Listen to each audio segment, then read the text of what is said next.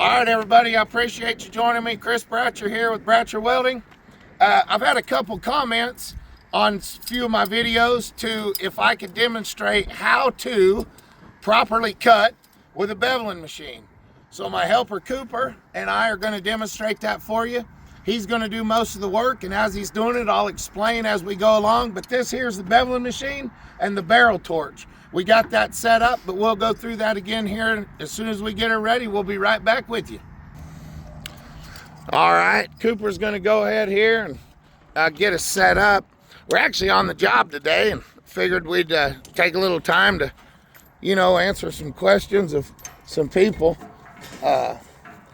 in the comments. And this was one of the things that I figured it'd be pretty simple to do and that. So one of the things that you got to keep in mind is we've just got an old 10-footer here, and we're going to cut this weld off the end of it. So whenever you set your bevel machine, this is 12-inch pipe, but there's always a seam on this pipe. And if you set the legs, some people don't even care and it doesn't matter. Other people think it really does. I don't really think it matters a lot, but these legs can sit on that seam, which can kind of cockeye the bevel machine on there, so we try to watch that. That's all right, Cooper. Cooper's trying to clean this up a little bit, because if you can see in here, this old slag can really cause a mess when you're new cut, because we can cut through pipe, but we cannot cut through slag. So if you leave big chunks in here as you're cutting, it's going to blow back at you and it'll knock big chunks out of your pipe. When we get done, we'll kind of explain some of that too. But your torch tip, I've got fat fingers, but if you can kind of stick it under like so, I'd say 1/4 inch, is more than plenty, is about a good starting point. Anyway, Cooper, go ahead and fire it up there. And oh, we got to use the long barrel, remember? Let's get the long barrel out. And we had some problems this morning with my oxygen not wanting to shut off here. People like to get this stuff down in the mud. These quick connect tips are real bad about getting down in the mud. And if you get mud down inside these, then all of a sudden people come up here and they jam them onto your torch. All of a sudden that dirt and that mud is down inside that torch, which is what's happened. And that. So we will be right back with you once we get this set up. All right. So when you first start your torch up, go ahead, Cooper. You turn on your red, which is your gas, your acetylene, and then you turn on your oxygen. Then you'll flip up your knob here, and then you'll adjust your oxygen until that nice blue tip about right there. Okay, go ahead, Cooper. And then we always clean this off. We always leave the oxygen up, and we run around there. We wouldn't have had to here just because it's already fairly clean.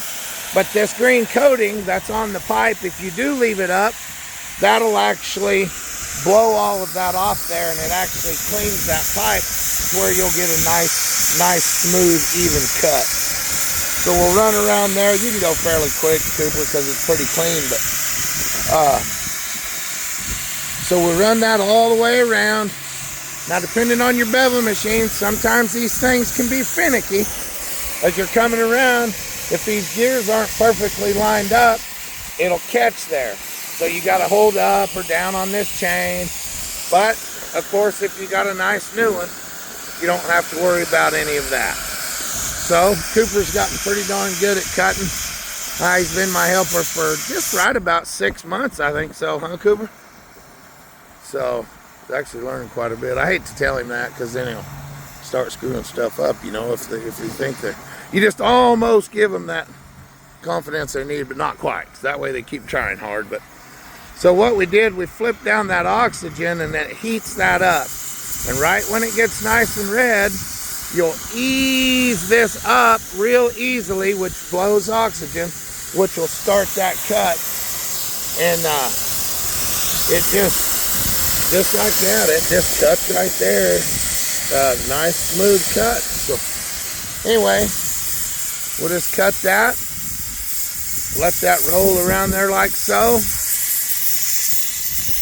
And there's a lot of different size tips. There's a lot of, different ways that you can make a nice slick cut. And as Cooper has found out, it literally takes hardly anything to start screwing up the cut. Whether it be maybe your oxygen bottle's low, maybe it has to do like with a little bit of slag in your way, because like I said, you can't cut through slag. And so one of the biggest things is a dirty torch tip. Man, we've cleaned them, but that's just what it takes to keep it cutting nice and smooth. And you'll be able to tell when it's not cutting as good. And I'll show you how here as soon as he gets done. In some of my earlier videos, I showed you how we clean up these bevels once we're done. And this will just give you an idea of how we get them bevels on there. So this machine here, again, just to recap, is a beveling machine. This is a barrel torch. And then this cuts a bevel on the pipe. Or you can straight cut. This has got adjustments. You can flip this around to cut a bevel back this way. There's a lot of different things you can do there, but that'll be a nice cut. This actually was a good one to show you on. So flip that down, turn that off, unhook them hoses, and as you can see, this is a super nice cut. Nice clean tip. It was adjusted properly. Everything seemed to flow real good. And then, of course, before we weld, we'll buff this off, clean this up. We'll actually put that land on here that I'd talked about in one of my videos. And then we're pretty much ready to butt another piece up to it. We'll put our spacing band in there like I've talked about before, and pretty much tack that, and we're ready to go. So I know this wasn't a big, long video, but I'll tell you what, I hope you enjoyed it. Be sure and like and subscribe, and also be sure and share this stuff out. I appreciate all the exposure I can get, and if you have any questions, put them in the comments. If I didn't cover something, ask me. I'll gladly send you a message back, or hopefully I can make a little video there for you to be able to understand it better. So thanks for watching.